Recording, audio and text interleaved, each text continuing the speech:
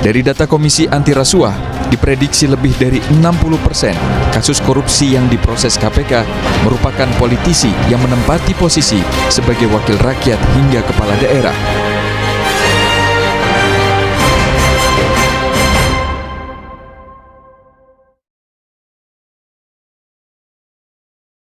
Assalamualaikum warahmatullahi wabarakatuh.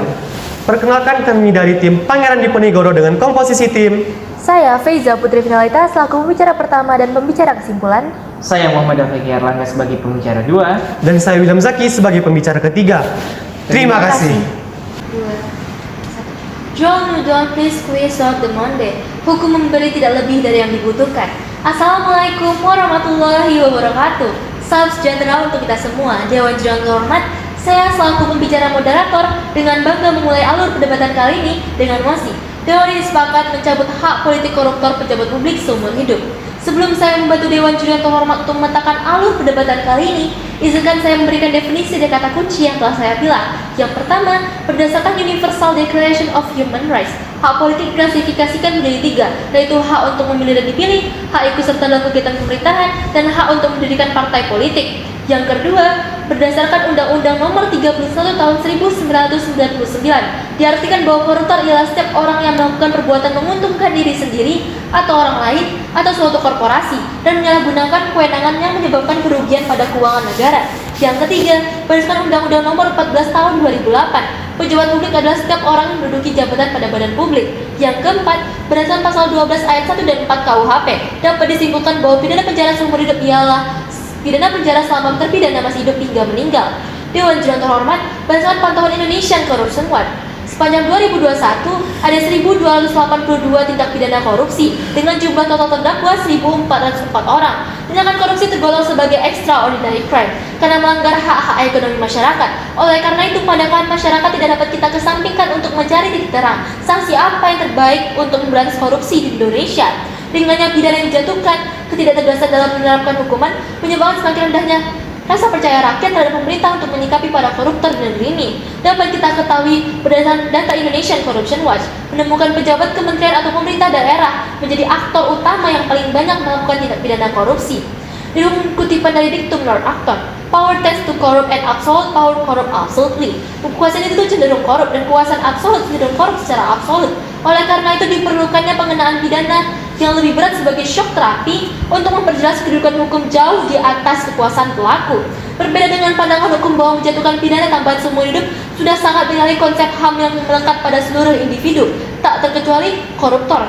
Hak politik adalah bagian dari hak asasi. Negara memiliki kewajiban untuk melindungi, menghormati, memenuhi. Hal ini dipertegas dalam Undang-Undang Dasar Nomor 39 Tahun 1999 Pasal 3 Ayat 3, bahwa setiap orang berhak atas perlindungan hak asasi manusia dan kebebasan dasar manusia tanpa diskriminasi. Narapidana koruptor tetaplah manusia, sehingga sangat tidak etis bila mereka menjalani sisa masa hidupnya dengan hak yang tidak sama dengan individu lain yang mencekik ruang kebebasannya dalam bermasyarakat. Jadi, apakah mosi kali ini patut untuk dipertegak atau malah sebaliknya? Untuk itu saya persilakan pihak pro dan kontra untuk menyampaikan argumennya. Sekian dari saya. Terima kasih. Assalamualaikum warahmatullahi wabarakatuh dan salam sejahtera bagi kita semua.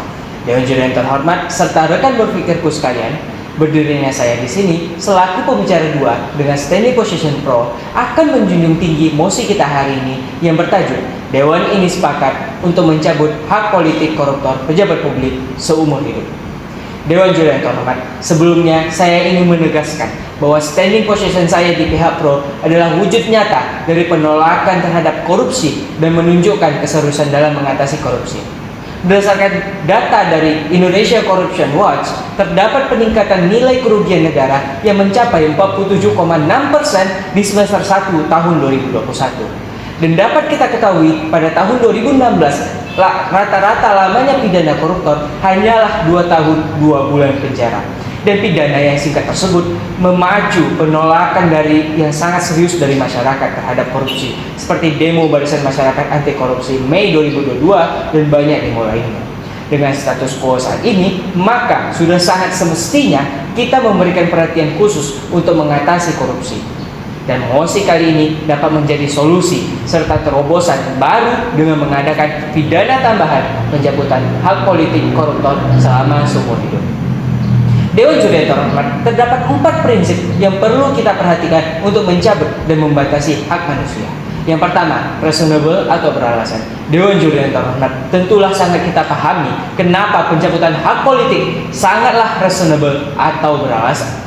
Pencabutan hak politik yang merupakan hukuman tambahan merupakan konsekuensi logis untuk memberikan kepada seseorang yang memiliki jabatan publik sebelumnya.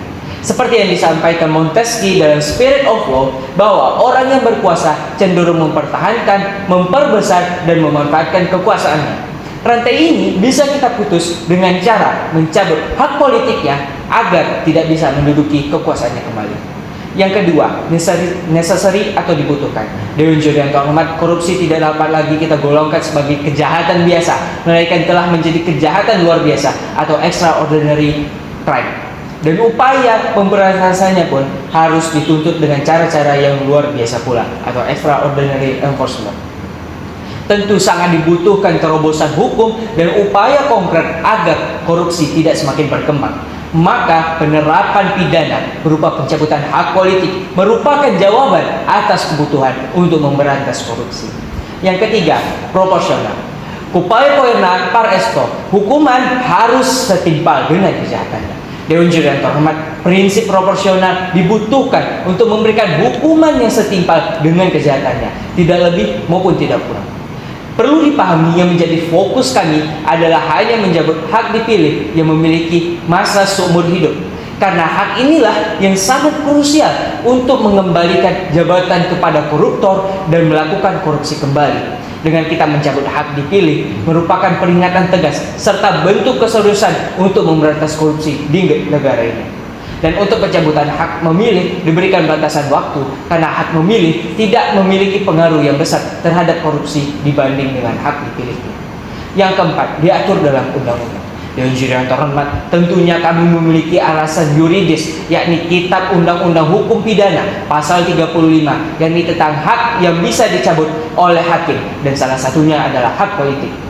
Tetapi perlu dicermati pada pasal 38 Kitab Undang-Undang Hukum Pidana yang mengatur lamanya hak yang bisa dicabut, yakni minimal 2 tahun dan maksimal 5 tahun. Hal ini tentu saja bertabrakan dengan keinginan kami yang ingin mencabut hak politik, khususnya hak dipilih seumur hidup. Tetapi kami dapat memberikan solusi dengan cara menawarkan mekanisme judicial review. Berdasarkan Undang-Undang Dasar 1945 pasal 24C disebutkan bahwa Mahkamah Konstitusi dapat menguji undang-undang terhadap Undang-Undang Dasar. Mekanisme ini tertera dalam Peraturan Mahkamah Konstitusi Nomor 2 Tahun 2021 tentang tata beracara dalam perkara pengujian undang-undang. Dengan judicial review ini, kita dapat mengajukan pencabutan hak politik untuk berlaku seumur hidup. Dewan Juri yang terhormat, setelah kita telah bisa menjawab prinsip di atas, maka tidak ada lagi keraguan untuk mencabut hak politik koruptor pejabat publik seumur hidup. Sehingga kami percaya bahwa mosi hari ini perlu ditegakkan dan menunjukkan keseriusan negara untuk memberantas korupsi yang ada di Indonesia. Sekian, terima kasih. Assalamualaikum warahmatullahi wabarakatuh. Salam sejahtera bagi kita semua, Dewan Juri yang terhormat, serta rekanku yang intelektual. Saya selaku pembicara ketiga dengan standing position kontra, yang mana berdirinya saya di sini untuk meruntuhkan mosi perdebatan kita kali ini, yang bermosikan Dewan ini sepakat untuk mencabut hak politik koruptor pejabat publik seumur hidup. Dewan Juri yang terhormat, Indonesia merupakan salah satu negara demokrasi terbesar di dunia. Namun, sebuah negara tidak dapat dikatakan sebagai negara yang berdemokrasi apabila tidak dapat menjalankan hak asasi politik bagi rakyatnya. Tentunya hal ini sangat bertolak belakang dengan mosi yang telah ditetapkan pada ruang perdebatan kali ini, yaitu dengan mencabut hak politik seumur hidup. Kedudukan pihak kontra telah didukung berdasarkan pasal 25 International Covenant on Civil and Political Rights yang menyatakan setiap warga negara juga harus mempunyai hak dan kebebasan tanpa pembedaan apapun, dan berdasarkan Undang-Undang Dasar tahun 1945 pasal 28I ayat 1 dan 2 yang menyatakan setiap orang bebas dari perlakuan yang bersifat diskriminatif atas dasar apapun dan berhak mendapatkan perlindungan terhadap perlakuan yang bersifat diskriminatif diskriminatif itu. Dewan Juri yang terhormat, alasan mengapa pencabutan hak politik seumur hidup ini bersifat diskriminatif karena hilangnya hak individu selama masa hidupnya yang menciptakan perbedaan atau kesenjangan yang mencekik ruang kebebasan dalam hidup bermasyarakat. Dewan Juri yang terhormat, kami selaku pihak kontra sangat menyetujui apabila hak politik para koruptor tersebut dicabut. Namun kami sangat menentang pada jangka waktu yang tertera pada mosi kali ini, yakni seumur hidup. Telah jelas tercantum pada pasal 38 KUHP yang mengatur batasan waktu pencabutan hak politik, yakni minimal 2 tahun dan maksimal 5 tahun dari masa pidana pokoknya. Dan hal ini telah menjawab secara tuntas dari pasal 35 KUHP yang menjadi beban pembuktian pihak pro. Perlu diketahui bahwasanya Undang-Undang Nomor 39 Hak Asasi Manusia tahun 1999 pasal 73 telah menyatakan hak dan kebebasan yang diatur dalam undang-undang ini hanya dapat dibatasi oleh dan berdasarkan undang-undang semata-mata untuk menjamin pengakuan dan penghormatan terhadap hak asasi manusia serta kebebasan dasar orang lain, kesusilaan, ketertiban umum, dan kepentingan bangsa. Maka semestinya pencabutan hak politik haruslah sesuai dengan undang-undang yang berlaku seperti pasal 38 KUHP. Dan ini juga membuktikan bahwa pencabutan hak politik koruptor pejabat publik seumur hidup tidak memiliki landasan yuridis yang mengakomodir keinginan mosi kali ini. Kami selaku pihak kontra telah meninjau dari kasus korupsi yang ada di Indonesia, yang mana hingga saat ini tak ada satupun kasus yang diberikan hukuman tambahan berupa pencabutan hak politik dengan jangka waktu seumur hidup. Hal ini jelas membuktikan bahwasanya sang hakim menyadari ketidakefektifan dengan dicabutnya hak politik seumur hidup, dan hal tersebut sekali lagi telah dipertegas pada pasal 38 KUHP. Judicia posteriora sunt lege fortiora. Keputusan terakhir ialah yang terkuat di mata hukum. Sudah menjadi cita-cita kita bersama untuk memberantas korupsi. Namun, diadakan pidana pencabutan hak politik selama seumur hidup tetap tidak dapat kita normalisasikan karena koruptor tetaplah manusia dan kita tidak dapat merampas hak politik mereka secara absolut. Sehingga kami pihak kontra tetap berteguh pendirian dengan memberikan batasan waktu pencabutan hak politik para koruptor sesuai dengan pasal 38 KUHP.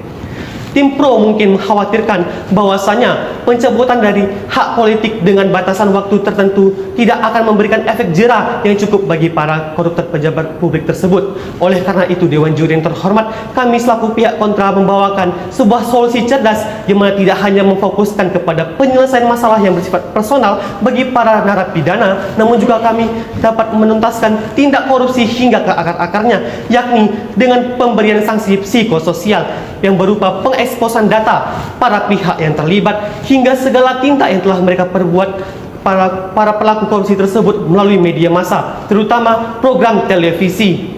Sanksi psikososial ini diasumsikan mampu meningkatkan penalaran moral pelaku tindak korupsi skala besar. Dengan hal tersebut dapat memberantas korupsi secara intrapersonal dan kuratif hingga ke akar-akarnya. Hingga di sini Dewan Juri yang terhormat, kami selaku dari tim kontra menyatakan bahwasanya kami telah berhasil menempatkan kedudukan kami sebagai kedudukan tim yang tertinggi, dan dengan tegas, lugas, dan mantap kami menyatakan kami sangat menolak mosi kali ini. Dan apabila mosi kali ini diberdirikan, kami juga menolak hal tersebut. Dewan Juri yang terhormat, terima kasih. Assalamualaikum warahmatullahi wabarakatuh. Dewan Juri yang terhormat, telah sampailah kita pada penghujung perdebatan kita kali ini, dan saya selaku pembicara kesimpulan akan menarik benang merah dari argumen yang telah disampaikan pihak pro dan kontra. Pihak pro memberikan contoh kasus adanya penolakan serius masyarakat terhadap tindakan korupsi, salah satunya demo Barisan Masyarakat Anti Korupsi Mei 2022 yang menginginkan pemerintah memberikan solusi serius dan efektif menangani kasus korupsi di Indonesia.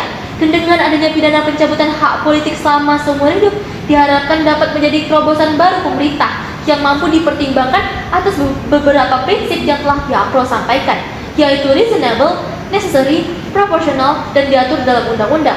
Walaupun diketahui pada pasal 38 KUHP bahwa maksimal masa pencabutan hak politik hanya 5 tahun. Oleh karena itu, pihak pro memberikan mekanisme judicial review untuk menyelesaikan kekhawatiran terhadap mosi kali ini. Dan selanjutnya dari pihak kontra menyatakan bahwa pencabutan hak politik seumur hidup menimbulkan pendiskriminasian yang sangat ditentang dalam Undang-Undang Dasar 1945 pada pasal 28I ayat 1 dan 2 dan pada pasal 25 International Covenant and Civil Political Rights. dan juga berdasarkan Undang-Undang Nomor 39 Tahun 1999 Pasal 73 tentang hak asasi manusia, menegaskan bahwa hak dan kebebasan hanya dapat dibatasi oleh undang-undang. Oleh karena itu, pidana pencabutan hak politik seumur hidup tidak dapat diberlakukan karena tidak memiliki landasan yuridis yang jelas. Dan dengan adanya fakta bahwa tidak ada satupun kasus korupsi yang diberi pidana pencabutan hak politik dalam jangka waktu seumur hidup, semakin mempertegas ketidakefektifan mosi kali ini. Dan pihak kontra memberikan solusi cerdas dalam pemberian sanksi psikososial yang diharapkan mampu meningkatkan penalaran moral pelaku tindak pidana korupsi skala besar. Untuk itu, kedepannya kami harapkan sistem pembina dan bagi koruptor pejabat publik semakin efektif dan mampu memberantas korupsi hingga ke akar di Indonesia. Sekian konklusi yang dapat saya sampaikan. Terima kasih.